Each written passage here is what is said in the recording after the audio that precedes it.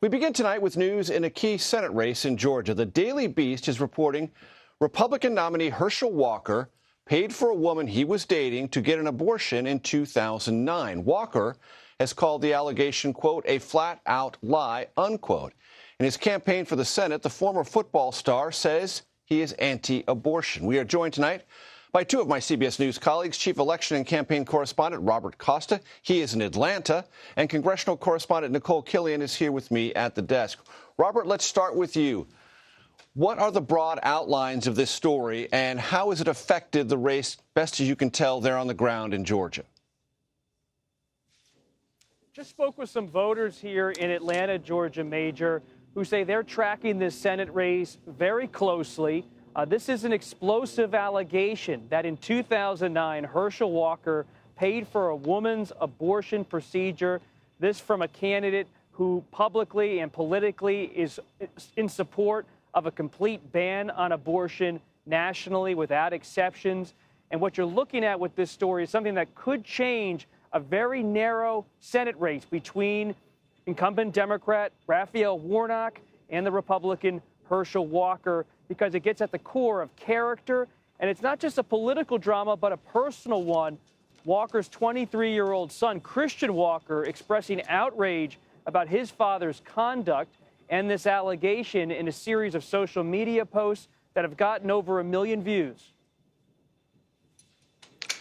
And Robert, I want to ask you about the underlying evidence for this accusation. The woman is anonymous to protect herself, but there is evidence the Daily Beast cited. Can you explain that to the audience?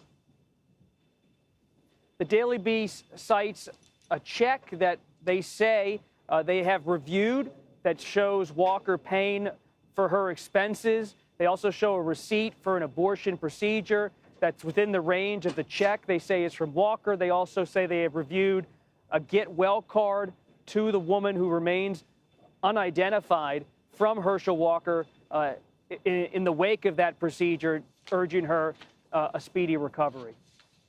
And best as you can tell, Robert, what has been the Republican reaction there on the ground? Nationally, you're seeing the Republican Party rally around Herschel Walker. The National Republican campaign arm, the NRSC, issued a statement today from Senator Rick Scott of Florida saying they are standing by Walker in the wake of this allegation in the Daily Beast report. You also have major GOP spending groups saying they are standing by Walker. Walker was on Fox News Channel last night. He had an event today in Atlanta, but he did not advise it to CBS News and others who were trying to cover him. It was an event with supporters here in the Georgia Capitol, but we were not able to cover that because it was not open press, at least to us and others.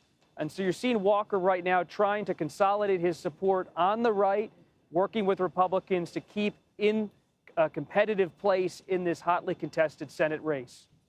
Robert, stay there. I'm going to talk to Nikole Killion here at the desk. Nikole, it feels as if this story broke in a sense that other opposition research stories tend to break in October. It also feels to me from a distance, and I want to ask you, and I'll ask Robert the same question, the Republicans were at some level ready for this. It seemed like there was a very short duration of time before they lined up and reiterated their support for Herschel Walker, trying to buttress his campaign at a moment of extreme duress.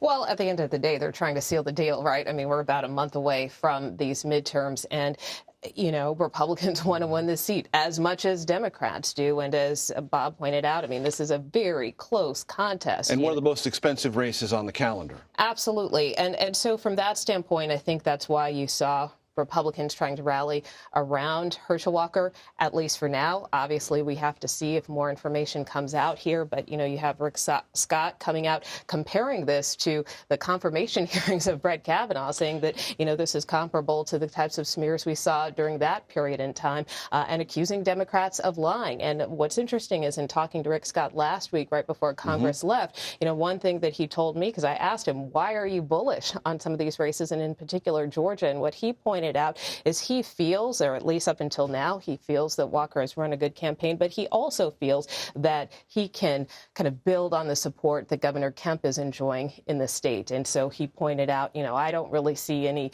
Kemp-Warnock voters out there. Do you really think people are going to split the ticket like that? So he's really banking on Walker kind of riding on Kemp's coattails because Kemp is ahead of them in the polls. He is, doing very well respective to, Herschel Walker. So that being said, I think that is one of the reasons, why Republicans are really kind of jumping at the bit to try to rally around him again to try to close the deal with respect to this race. Bob Costa in Atlanta, what's your sense that it feels to me that Republicans, if not ready for this, didn't waste very much time having that internal discussion to the degree there even was one?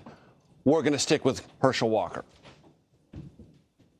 It's a wait-and-see moment for Republicans. Yes, they have rallied to his side politically in the past 24 hours since the Daily Beast published this report. But the coming days will be a crucial period for Walker's campaign. I spoke earlier today with Eric Erickson, a Georgia-based conservative activist, about this whole moment politically. Will this latest development affect the race? Could it turn it toward the Democrats? Yeah, look, I definitely think it can. At this point, the race is so close. There are all sorts of factors that come into play. And the question will be, are Georgia voters that angry with the Democrats and Biden about the economy that they still go vote for Walker? They hold their nose in some case. Or will there be that contingent of suburban voters that outnumbers them and says, I'm just not going to vote in this race? So many Georgia Republicans are sticking by Walker for now. But going back to the primary, there have been questions about his character, about his past, and those could now come to the surface in the closing weeks of this campaign. Major? And Nikole, Republicans have also said, in addition to this is a character assassination, this is a lie, this is a smear, the willing media, a lot of shooting the messenger stuff, not altogether unusual for Republicans in moments of stress like this. But there's also an effort to say, hey, wait a minute, what Georgia voters in theory care about more, inflation, crime, and immigration. It feels to me like there's also a pivot there.